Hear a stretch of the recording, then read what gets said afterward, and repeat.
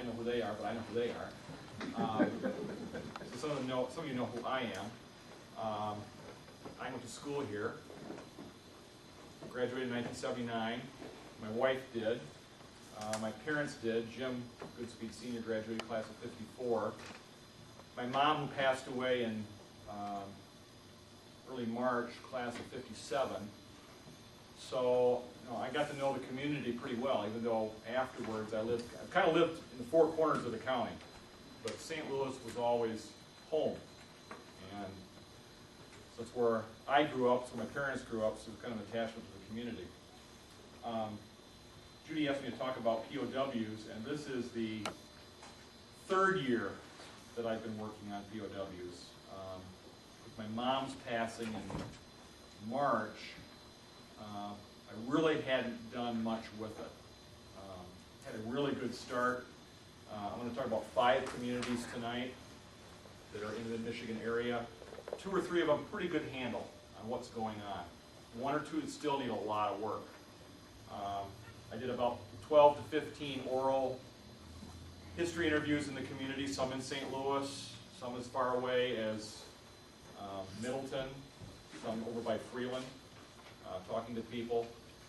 And I guess really what the lesson about is how we reconstruct memory.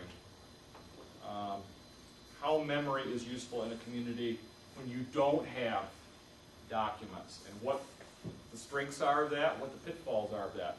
So tonight when I'm talking about POWs, I'm talking about oral histories, but I'm also talking about the archives. And the 3 important sources that I'm going to use, one will be area periodical, St. Louis Leader, Elma Record. I'll talk about the Argus Press, Lake Odessa Wave, Midland Daily News.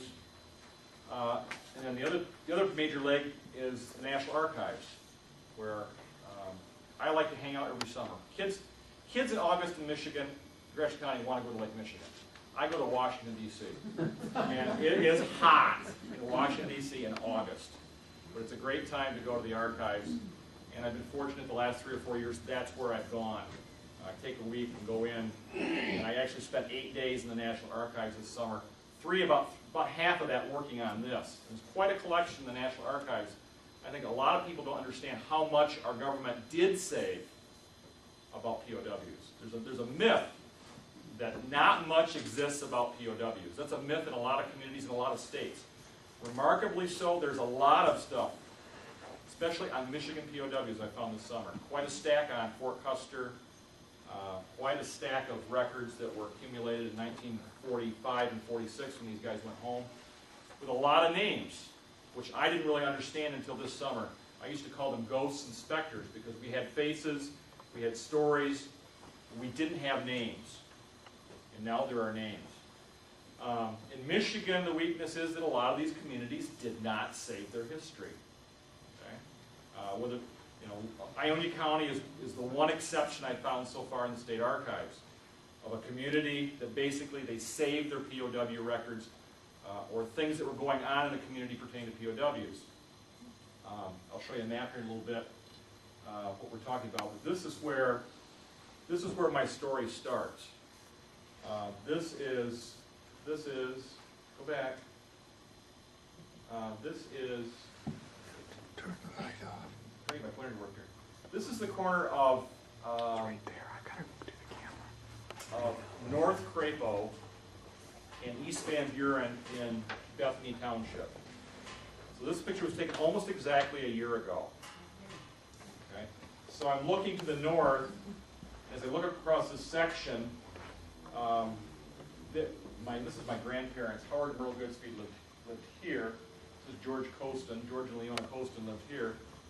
And then my parents built this house in 1958, which is known as the Little Yellow House, which has been in the family. So I'm looking this way, but in 1945, the summer, there's at least one farm right here. And those of you that are mature enough to remember the early 20th century, when you went into a section of ground, instead of today having 3 or 4 families on a section, you might have 6 to 8 families on a section with very small plots of land.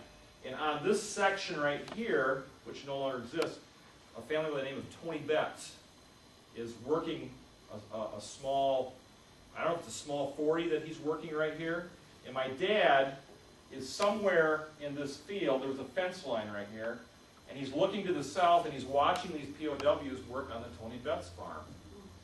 And so as I got older, Dad would say once in a while, I remember POWs being right here. I remember it. I stood across the fence. Well, he was 9 years old when that happened, as did some of the people that I interviewed. Roughly, they're 9, they're 10, they're 12. One was 15 that I talked to at the time. So you've got, a young boy watching these guys at work, and he said, I remember them out there working, just plain as day, across the fence line, and I remember the soldier with the gun, standing at the end of the fence rail watching them work, just plain as day. And so a couple years ago, I said, I wonder what there is about this. What is there about POWs? So I got to digging around, and what I found was generally the camps that we talk about exist in a line south of Bay City to Ludington. Now, those of you that know Michigan geography, why do you think those POWs in the lower peninsula would be centered here and not up here? Type of soil Type of soil, which induces what? for farming. Farming, fruit, Yep. sugar beets. We get over in eastern Gratiot County, you've got a pea vinery over here where POWs are working. You go down along the coast here, you've got a lot of orchards, as well as you do in Ionia, which is a big muck area. So you have fruit growers, orchard growers that are in this area that are using POWs. So generally they're concentrated south of this line. We are right here at, where are you, Alma? 3, 2 right there is where we're at. We're talking about here. Here's Mount Pleasant, Freeland, Lake Odessa, and Owasso, and that's kind of the area that I've worked out of. I think it should be expanded because Barrington is even further north, and they had a canning factory there where POWs were working. You go over to Bay City, Caro, in that area also. But this is the area we're talking about. These POWs are a part of what's called, the First Service Command in this part of Michigan. You've got a couple of camps that are up here, but these belong into what are called, I think it's called the Third Service Command, and their base is going to be over here in Chicago, Illinois. So these camps exist in the UP, actually belong to a different region. Headquarters for this command is going to be down in Detroit. This is the area that we're talking about tonight. We'll back up for a moment. Let me read you one of the stories I ran across as far as our area tonight in POWs. At age 10, Jack Weatherby saw POWs at the Alma Sugar Factory who worked near the flumes. A group of 4 to 5 kids that Jack belonged to often sat on the lime dikes, observing and watching the Germans, which were in that area during beet harvest. Weatherby goes on, it was a big deal to a kid to see army men in uniform with guns. One of the Germans stood out in Weatherby's memory.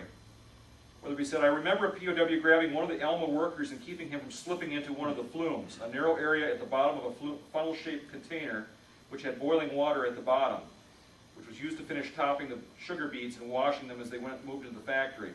Jack added, the Germans didn't seem any different than anybody else. I do remember the POWs marching by 2 abreast into their work area at the factory, and maybe a German would touch a kid on the head. You would think that the American soldiers would want to get us out of there. Rommel's North Africa Corps, typical Nazis, those Gestapo guys, POWs. Who were these men? My thesis tonight is the use of German POW labor in mid-Michigan from 1944 to 1946. It was crucial to crop production and the harvest of the war effort. Many Gratiot residents interacted with, saw, and knew about German POWs being in the area of Gratiot County and surrounding areas.